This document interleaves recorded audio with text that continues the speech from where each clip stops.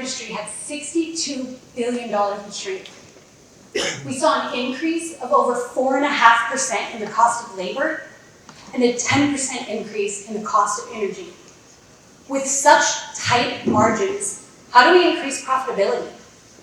We are very excited to share with you all today a technology that we believe answers that question: nanotechnology.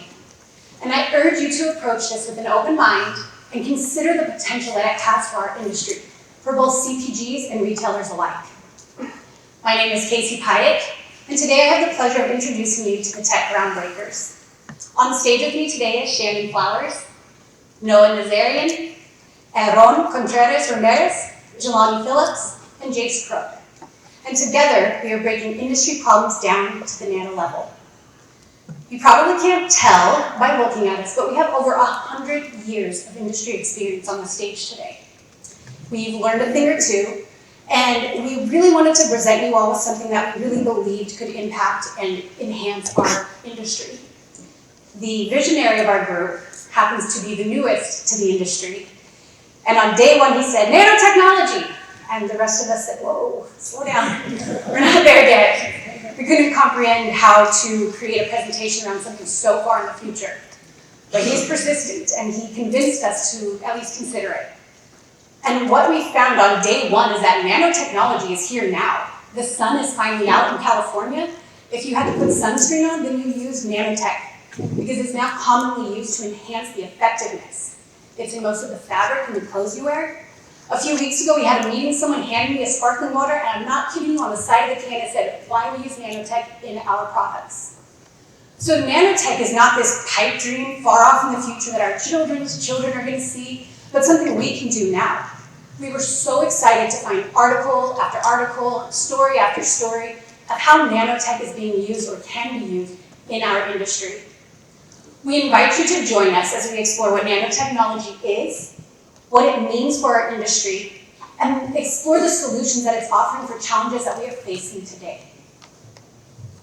Wow, $62 billion our industry lost in shrink last year. Now think of this. That is 62 pallets of $100 bills, just gone. We have faced this issue for years and years. Now, we need to think about the cost of operations are rising, and we also need to implement how the cost of shrink is just destroying our industry. So think of this, 1 basis point of savings in shrink would save our industry $4 million. Yes, that's right, $4 million. Now let's learn about this technology. So what is nanotechnology? Well, nanotechnology is any material shrunk down to the nano level. It was first introduced in 1959, as you heard from Casey. It has been introduced to so many of the things we use on a daily basis. This includes your sunblock, your clothing, even your furniture. But how small is nano? Well, let's take a point of reference for a single strand of hair. A single strand of hair is 80 to 100 nanometers in diameter. Smaller than that, a single red blood cell is 6,000 to 8,000 nanometers in diameter. And one of the basic fundamental building blocks of life, DNA, is 1 to 2 nanometers in diameter. Nanotechnology ranges on the scale of 1 to 100 nanometers in diameter. And it is really amazing how it can be the same size as something so small as DNA. But what is nanotechnology and how does it work? Well, when we were first learning about nanotechnology, we learned about something called nanobubbles. And we thought, how can this help the food industry? And what are nanobubbles? Well, we all know what a standard bubble is. Take that bubble and shrink it down to the nano size. That is a nanobubble. We all have cleaning solutions that we use to clean our produce. However, we can actually take this same cleaning solution that we already use and turn them into nanobubbles. Nanobubbles are really good at cleaning deep down and getting the hard-to-reach surfaces that our cleaning solution cannot do by itself. Let's take, for example, a strawberry, or even romaine lettuce.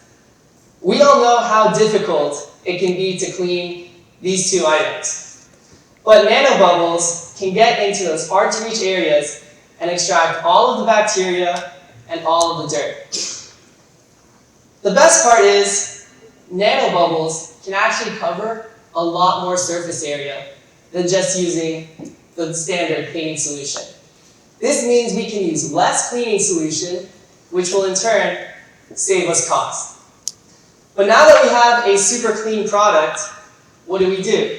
We want to preserve it and keep it fresh and long as possible.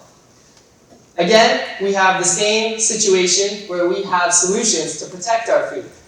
But we can actually do the same process and use that and turn it into nanobubbles and coat our products and our produce with nanobubbles to significantly prolong its shelf life, and this will significantly reduce shrink.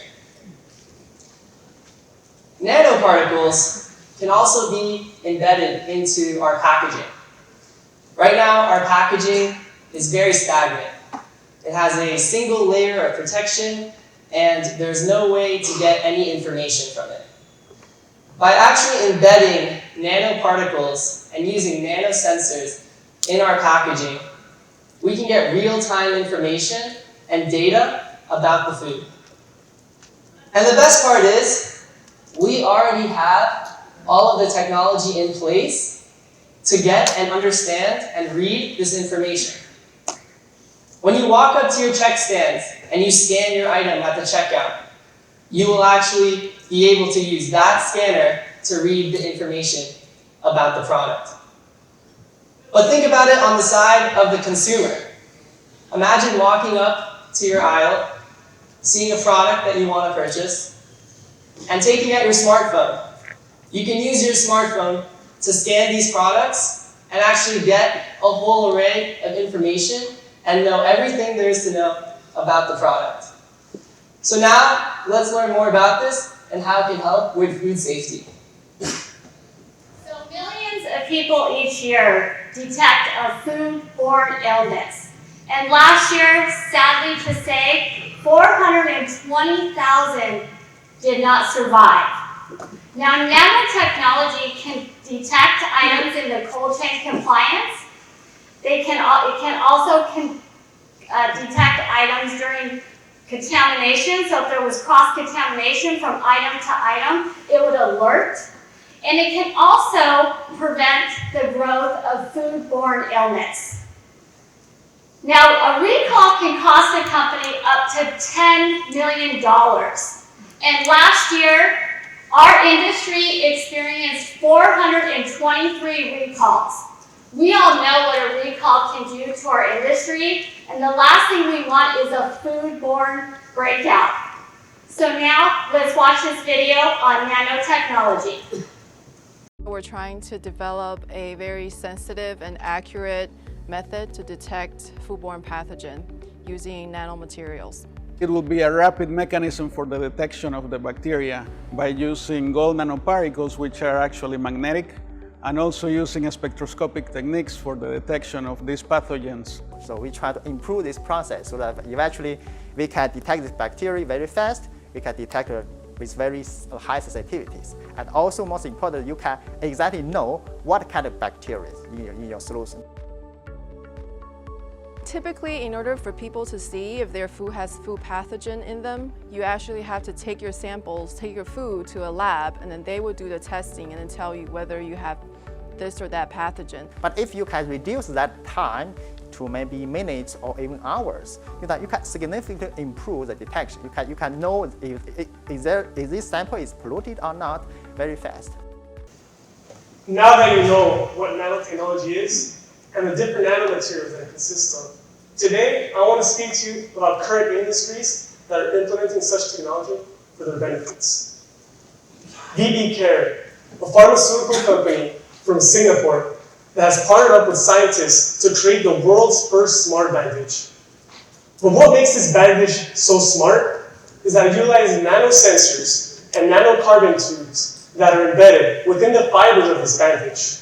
Even better, the nanosensors allow for real-time data to be sent through an application where both patients and doctors could see from the palm of their hand, on their phone, or through the computer.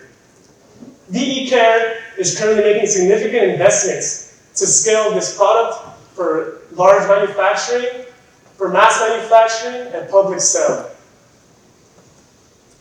Next, I want to speak to you about a European startup company called Nanopack.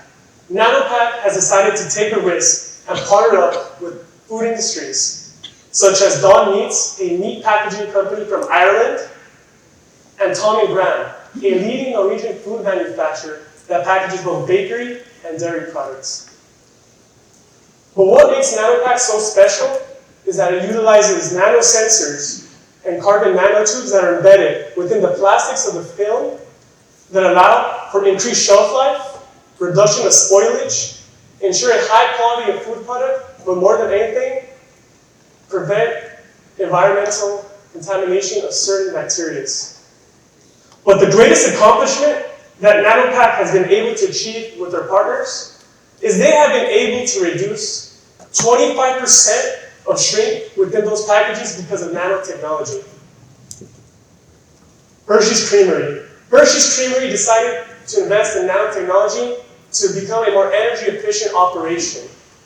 They decided to invest in nano bubble generating machines that allow for them to reduce water waste and reduce water waste treatment within their manufacturing facilities. But the greatest accomplishment of this investment is that they have been able to save up to $100,000 per plant per year. If other industries are currently using such technology, why can't ours adapt it? Now I would like to speak to you about how we can implement such technology for our benefit.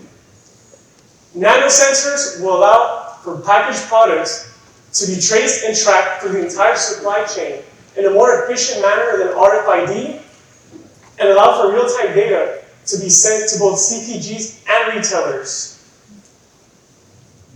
Next, I want to speak to you about nanobubbles. Nanobubbles will allow for ensured food safety, quality, that will be used specifically within our stores. Imagine our store's produce sprinkler, our store's wet rat sprinkler system utilizing nanobubbles. Imagine the amount of protection we could ensure our customers by utilizing such technology. But even better, imagine using nanobubbles in our stores, 3-compartment sinks, and the amount of money you can save by reducing water waste.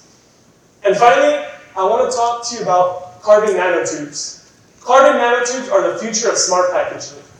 This will allow for our packaging to have ensured high quality of food safety, reduction of spoilage, reduce shrink, but more than anything, reduce environmental waste. Ladies and gentlemen, our industry is responsible for 16% of the entire world's food waste. What is stopping us from implementing this technology now? I will now share a video that shows how this technology could benefit our industry. How will nanotechnology keep your food safe? In 2010, 133 billion pounds of food wasn't eaten in the United States. It was thrown away.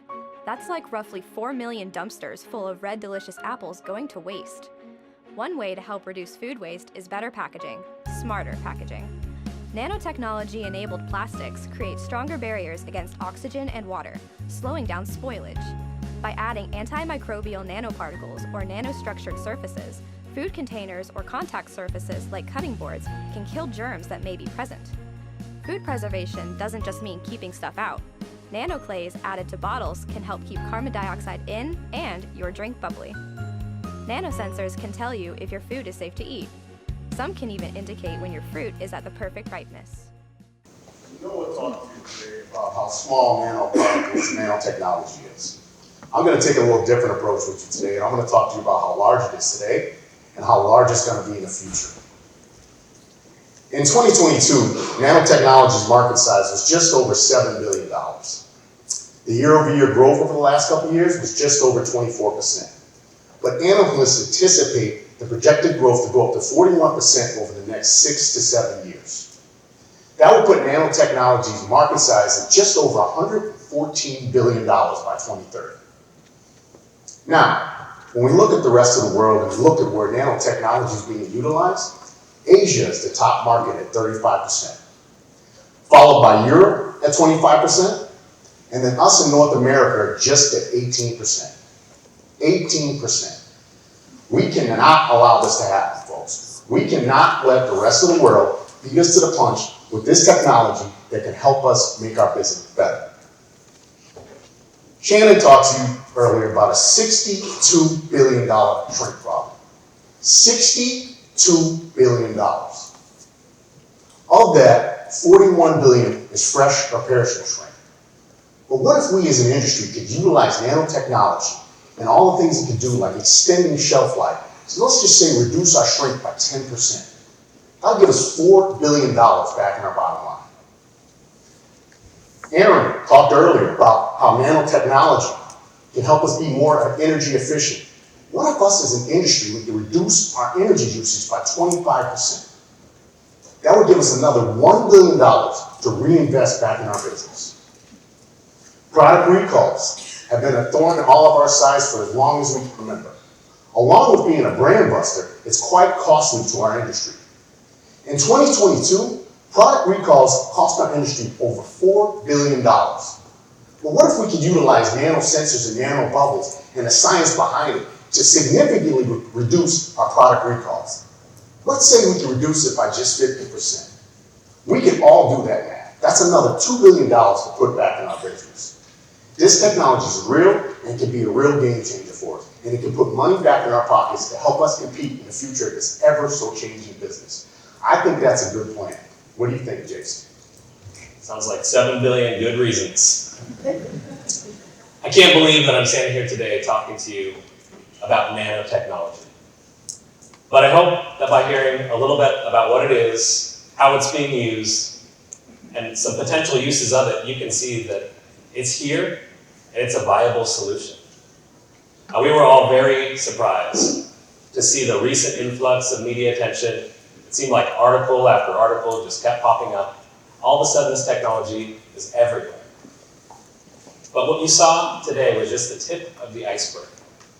Someone out there is going to find a way to capitalize on this technology and save some serious money. So why can't we? That brings me to my first request. Every nanotech expert that we spoke with has asked for the same thing. They want partners in this industry. They want people to test and learn, and they want to see what this technology looks like at a much bigger scale. A second request is to appoint a technology lead within your organization. We need someone that can be that bridge between science and the daily operations to help formulate those new ideas. These scientists we spoke to, they know their subject inside and out, but they don't know the intricacies of the issues that we face on a daily basis. They need someone within our companies that can help show them the way. And then our last request is to invest just a small portion of our R&D budget to do something to get this technology up off the ground. Now, if you take all three and you put them together, then you're going to have a winning formula to head into the future. But if we don't do anything with this, we'll just fall further and further behind. Now, I told you before, there's been a lot of recent attention behind this topic. And I'm very excited today to share with you a celebrity endorsement.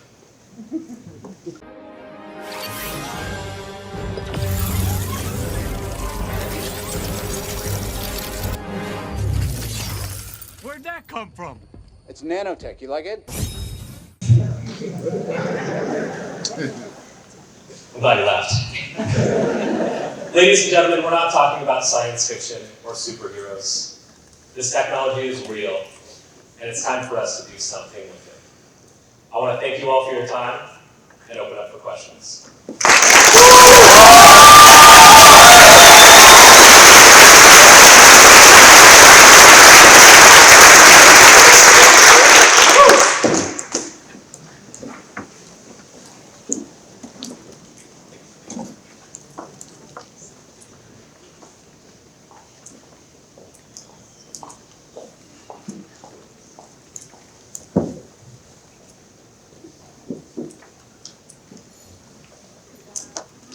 Can you hear me? Excellent job. That was really interesting. So I hear kind of a call to urgency here, and several of you asked me in different ways what's stopping us. So that would be my question. This is particularly interesting to me in the context of packaging and shrink. So what are the barriers to entry, and how do we think about breaking those down if you're thinking about it in that context? No? Yeah, I can answer that. So right now, the technology is in place in terms of the machinery, but from the experts that we've spoken with, all of the machinery is on a smaller size scale. So our side, or the industry side, partnering with people in the nanotech side, it would be for us to open up our doors and see if we can introduce a large-scale machinery for them to get more information about.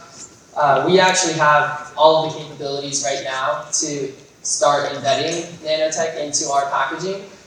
It would just need to be that availability for either a CPG company or any other large organization to approach these nanotech corporations and say, we are here to work with you.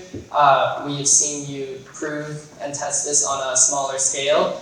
Now we need to open it up and see how we can integrate it into our assembly lines. I have a question, if you can hear me. I think you guys did a great job.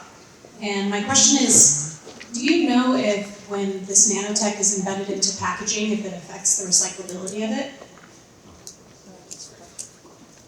Yeah, so actually nanotech can actually be used with recyclable material, and it can actually be organic at the same time.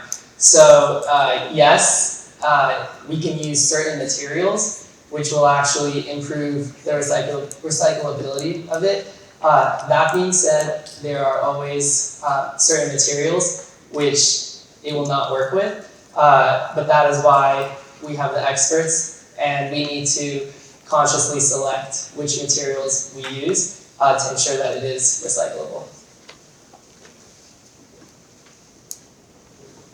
I was going to start by saying nice job, but I think that compliment isn't good enough because you got an old grocer asking a question about nanotechnology, which I never thought was going to happen. Given the fact that most of us in the room, most of the organizations have the same structure and knowing what you know about the industry, what's the right current role in our organization that should partner with the scientists on nanotechnology? Yeah, so I think most of your companies have somebody that heads off technology. I think it would be too much to throw out one person. I think I need somebody that's just a direct line to that individual, someone that can specialize within this specific piece of technology.